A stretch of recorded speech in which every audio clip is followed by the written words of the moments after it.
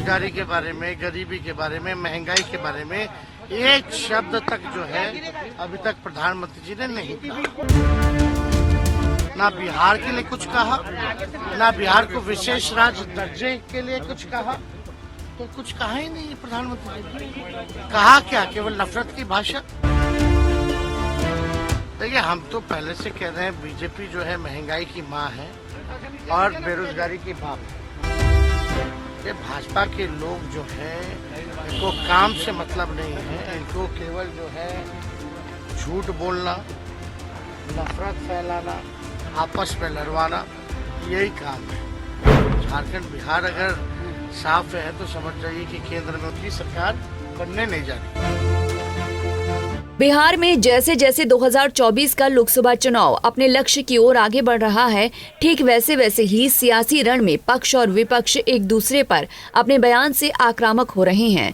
एक और जहां एनडीए के दिग्गज नेता बिहार में बड़ी बड़ी रैलियां कर विपक्ष पर हमलावर हो रहे हैं, तो वहीं दूसरी ओर तेजस्वी यादव भी धुआंधार चुनावी सभाएं कर बीजेपी को शिकस्त देने में लगे हुए हैं। दरअसल इसी कड़ी में तेजस्वी यादव ने एक बार फिर बीजेपी और प्रधानमंत्री पर जोरदार निशाना साधा। तेजस्वी ने कहा कि 4 चरण के चुनाव खत्म हो गए हैं, लेकिन गरीबी, बेरोजगारी, महंगाई के बारे में पीएम ने अब तक एक शब्द भी नहीं कहा। न बिहार के लिए कुछ कहा, न बिहार को विशेष राज्य बनाने के लिए कुछ कहा। भाजपा के लोगों को काम से मतलब नहीं है। झूठ बोलना, नफरत फैलाना और आपस में लड़वाना, इनका केवल यही काम है। झारखंड और बिहार से अगर वो साफ हैं, तो समझ जाइए कि केंद्र में उनकी सरकार बनने नहीं जा रही है। इधर चुनाव के दौरान ईडी द्वारा झारखंड के ग्रामीण विकास मंत्री आलमगीर आलम की गिरफ्तारी पर तेजस्वी यादव ने कहा कि जो हो रहा है वो कोर्ट तय करेगी कि क्या है क्या नहीं है।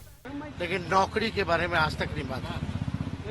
बेरोजगारी के बारे में, गरीबी के बारे में, महंगाई के बारे में एक शब्द तक जो है अभी तक प्रधानमंत्री जी ने नहीं कहा। बिहार के बारे में कुछ कहा हो कि अगले 5 साल क्या करेंगे बिहार के लिए, तो वो बता दीजिए। ना बिहार के लिए कुछ कहा, ना बिहार को विशेष राज्य दर्जे के लिए कुछ कहा, तो कुछ कहा ही नहीं प्रधानमंत्री जी।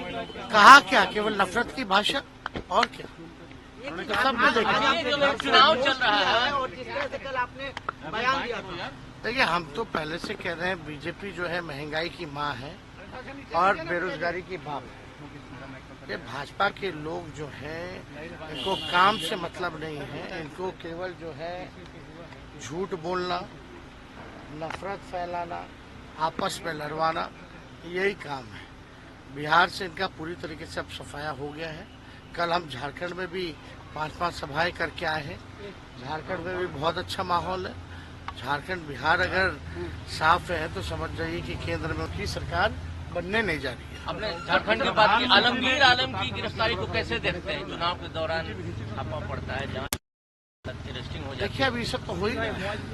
जो हो रहा अब तो कोर्ट जो है वो तय करेगा कि क्या है नहीं है।